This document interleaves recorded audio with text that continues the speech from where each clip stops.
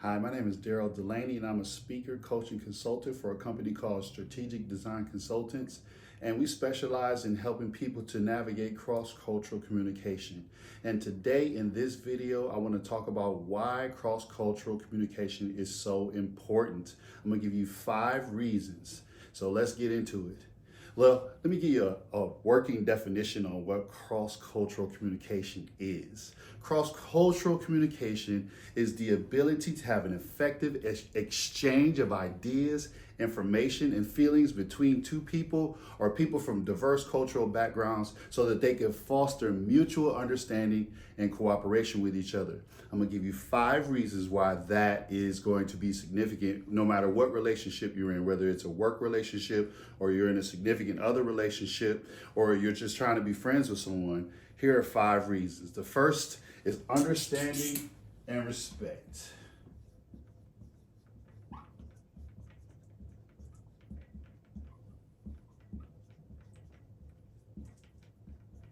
When you have understanding and respect of someone who is from a different culture than you, that means you take the time to get to know the customs, the things that they communicate, and the way that they do things. You take time to understand that. And when you do, you will form a respect for someone that is different than you. So you're going to need to be able to understand and respect those people that you come into contact with that do not have the same background as you. So this is one benefit of cross-cultural communication.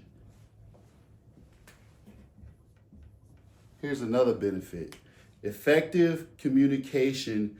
This is one of the benefits because it enables you to have effective communication. Because a lot of things that we say, we don't actually communicate. We might talk to each other, but we don't communicate well. But when you see that there are different things that could be barriers for you understanding, whether it be an accent, whether it be someone, the way they dress, or the way that they do things, if you communicate and listen carefully, it's not just about what you say, but it's about what is heard. So you want to make sure that you communicate clearly, but then you also need to listen very carefully so that you could get the message that they're trying to get to you. And when you do that, it avoids misunderstandings that could happen that will strain relationships. So effective communication is the second one.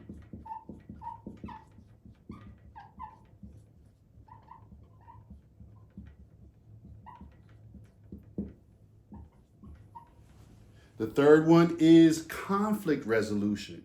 Of course, you know, misunderstandings can happen and that could actually lead to conflicts, especially when you're walking with someone who's from a different culture than you. But when you learn how to resolve conflicts using the tools to listen carefully and make sure that you don't jump to conclusions, you will be able to come to a resolution of disputes in a way that will build the relationship instead of break the relationship. So conflict does not have to be bad. Even though sometimes we try to avoid conflict, sometimes conflict can lead to some deeper values and some deeper things underneath the surface that need to be talked about so that you can come to a mutual understanding and strengthen the relationship due to that navigating conflict well. So conflict resolution is the third one.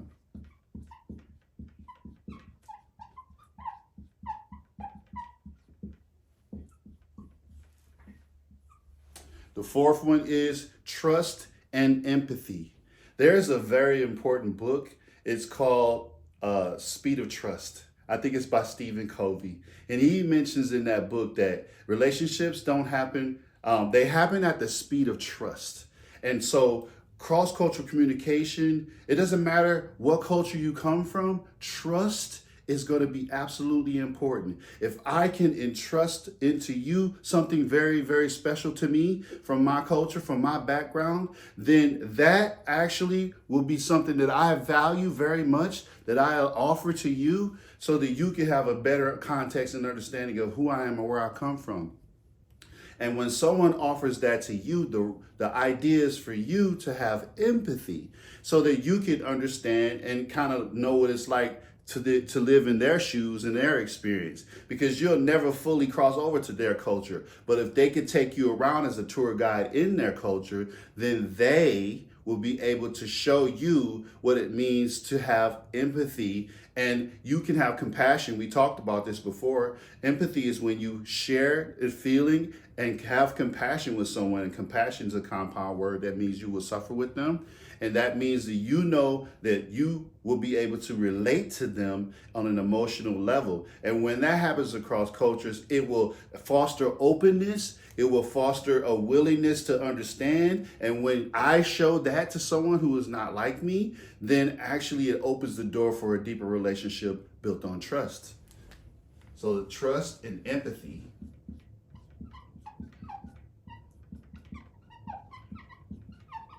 is the fourth one. And the fifth one is mutual growth.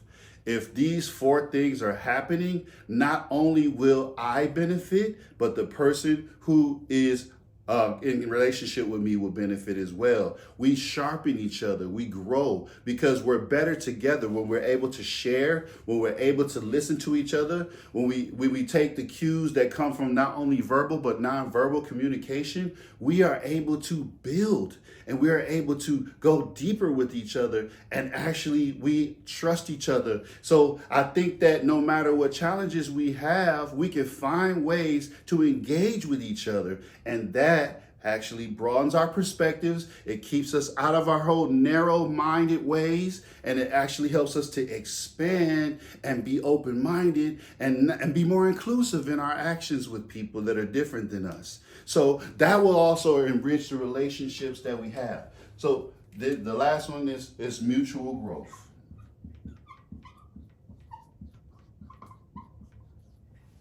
So these 5 things: understanding and respect, effective communication, conflict resolution, trust and empathy, and mutual growth are the 5 things that actually are the benefits of having cross-cultural communication with people. And if you think about it, the world is becoming more and more globalized, and there is no way around it. It's going to be people that are different than you that are going to be around you or in your life. And a lot of us are marrying, and a lot of us are getting into work relationships with people who are different than us. So it would behoove us to be equipped with cross-cultural communication, because as Dr. Martin Luther King said, everything rises and falls on the way we communicate. So we need to actually get these tools so that we can walk around and enhance the relationships that we're in and add value to them, and also learn from them and benefit from them, because you learn from people who are different than you, that do not share your same values, that do not come from the same background as you.